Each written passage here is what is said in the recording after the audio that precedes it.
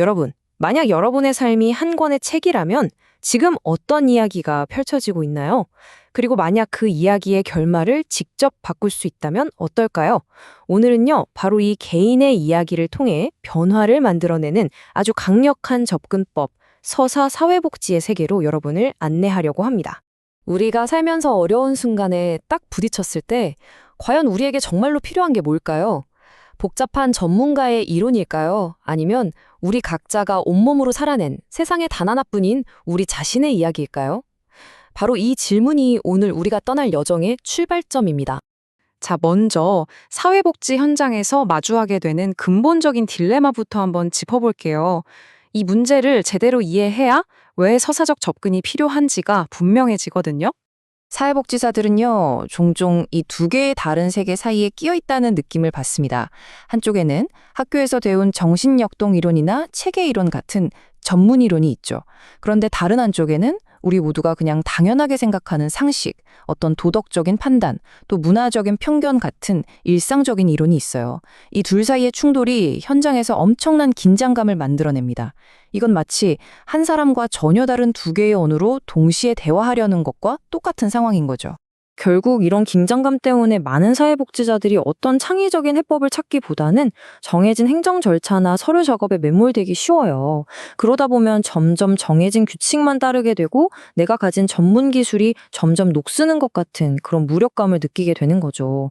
이건 뭐 개인의 열정을 갉아먹는 것뿐만 아니라 정말 도움이 필요한 사람들에게 진짜 변화를 만들어줄 소중한 기회까지 놓치게 만들 수 있습니다. 그렇다면 이 딜레마를 해결할 방법은 정말 없는 걸까요? 바로 여기서 이야기, 즉 서사의 힘이 등장합니다. 최근 사회과학 전반에서 이야기로 다시 눈을 돌리자는 새로운 흐름이 생겨나고 있는데요. 이 흐름이 사회복지 분야에도 완전히 새로운 길을 열어주고 있습니다. 근데 여기서 말하는 서사라는 건요, 그냥 있었던 일을 순서대로 나열하는 그런 단순한 이야기가 아니에요. 이건 한 사람이 자신의 경험을 이해하고 또 현실을 만들어 나가는 방식 그 자체입니다. 이야기 안에는 그 사람이 어떤 사회에서 어떤 문화를 겪으며 살아왔는지가 고스란히 담겨 있죠. 예를 들면 어떤 사람이 말하는 성공에 대한 이야기는요, 그 사람이 자라온 환경과 그 시대가 성공을 어떻게 생각하는지를 보여주는 거울 같은 거예요. 우리 이야기가 가진 힘은 크게 두 가지로 볼 수 있어요. 첫째, 이야기는 현실을 만드는 거울과 같아요. 우리가 스스로에게 나는 실패자야 라고 계속 이야기하면 정말로 실패한 사람처럼 행동하게 되거든요. 이걸 성찰성이라고 하고요. 둘째, 모든 이야기는 지문과도 같습니다. 그 이야기가 어떤 사회적, 문화적 배경에서 나왔는지를 알려주죠. 이걸 지표성이라고 부릅니다. 철학자 찰스 테일러의 이 말이 서사적 접근의 목표를 아주 정확하게 보여주는데요. 이게 무슨 말이냐면 하나의 정답을 강요하는 게 아니라는 겁니다. 서로 다른 관점, 그러니까 서로 다른 지평이 만나서 완전히 새로운 이해를 함께 만들어내는 거죠. 사회복지사의 관점과 내담자의 관점이 만나서 어느 한쪽의 풍경을 지워버리는 게 아니라 둘이 함께 새로운 풍경을 그려나가는 것과 같다고 생각하시면 됩니다. 자, 그러면 이 멋진 철학을 실제 상담 현장에서는 어떻게 써먹을 수 있을까요? 지금부터 구체적인 3단계 대화 모델을 통해서 그 방법을 한번 알아보겠습니다. 이 그림이 언뜻 보면 좀 복잡해 보일 수 있는데요. 핵심은 아주 간단합니다. 각기 다른 곳에서 시작한 두 개의 물줄기가 만나서 하나의 더 큰 강을 이루는 것처럼요. 서로 다른 두 개의 이야기가 만나서 새로운 가능성이라는 바다를 향해 함께 흘러가는 대화라고 생각하시면 쉬워요. 이 흐름은 크게 3단계로 나눌 수 있습니다. 첫 번째는 참여 단계인데요. 서로의 세계로 들어가기 위해서 문을 열고 진심으로 귀를 기울이는 단계예요. 두 번째는 해체입니다. 이건 문제라는 낡은 집을 함께 둘러보면서 어떤 벽돌이 잘못 놓였는지 질문을 던지는 과정이죠. 그리고 마지막, 재저작은요. 그 낡은 집을 허물고 튼튼하고 희망이 가득한 새 집을 함께 설계하고 지어나가는 겁니다. 자, 그런데 이 모든 과정에서 가장 중요한 게 과연 뭘까요? 우리가 배운 화려한 기술이나 이론일까요? 놀랍게도 아닙니다. 바로 이 숫자, 30%가 그 비밀을 알려줍니다. 이게 무슨 의미일까요? 램버트라는 학자의 연구를 보면요. 변화를 이끄는 가장 큰 힘은 어떤 특정 기술이나 이론, 이게 15% 정도인데 이게 아니라 바로 사람 사이의 관계의 질이라는 겁니다. 이게 무려 30%를 차지해요. 그러니까 어떤 기술을 쓰느냐보다 어떻게 만나고 어떤 관계를 맺느냐가 두 배나 더 중요하다는 거죠. 정말 변화는 기술이 아니라 사람과 사람 사이의 진정한 만남에서 시작된다는 강력한 증거 아닐까요? 그럼 이제 딱딱한 이론은 잠시 접어두고요.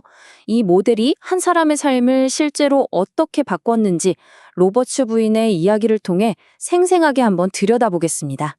여기 로버츠 부인이 있습니다. 치매를 앓는 남편을 돌보고 있었는데요. 그녀의 삶은 아내라면 당연히 이 모든 고통을 혼자 감당해야 해라는 보이지 않는 죄책감이라는 감옥에 갇혀 있는 것과 같았습니다. 그녀의 말을 직접 한번 들어보시죠. 스스로에게 이게 아내로서 네가 해야 할 일이야 라고 말했어요. 바로 이 한마디에 그녀를 짓누르는 지배적인 이야기가 얼마나 강력한지 그대로 드러납니다. 사실 이건 그녀 혼자만의 목소리가 아니라 우리 사회가 아주 오랫동안 여성들에게 들려줬던 목소리이기도 하죠. 자, 이때 사회복지사는 보통처럼 왜 그렇게 죄책감을 느끼세요? 라고 묻지 않습니다. 대신 이렇게 묻죠. 그 죄책감이라는 녀석이 부인에게 어떤 말을 속삭였나요? 이 질문 정말 사소해 보이지만 사실은 관점의 거대한 전환을 만들어냅니다. 문제를 그녀의 일부로 보는 게 아니라 그녀를 괴롭히는 외부의 존재로 분리시키는 마법 같은 질문인 거죠. 이게 바로 대화의 외재화라는 서사치료의 핵심 기술입니다. 말 그대로 문제를 로버츠 부인이라는 사람과 분리시키는 거예요.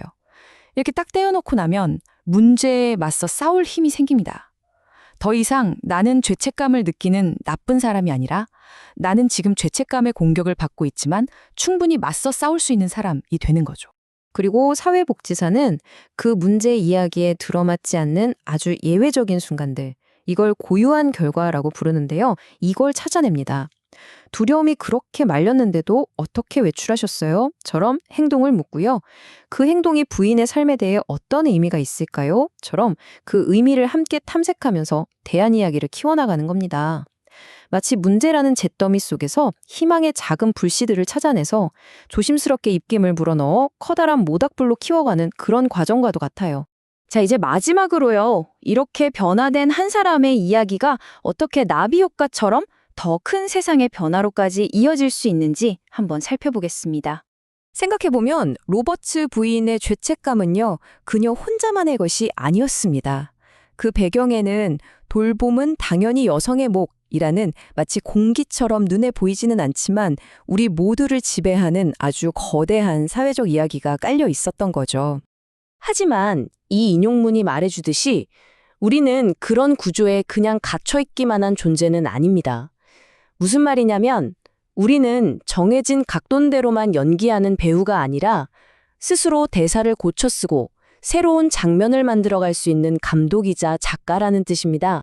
바로 이 지점이 핵심입니다.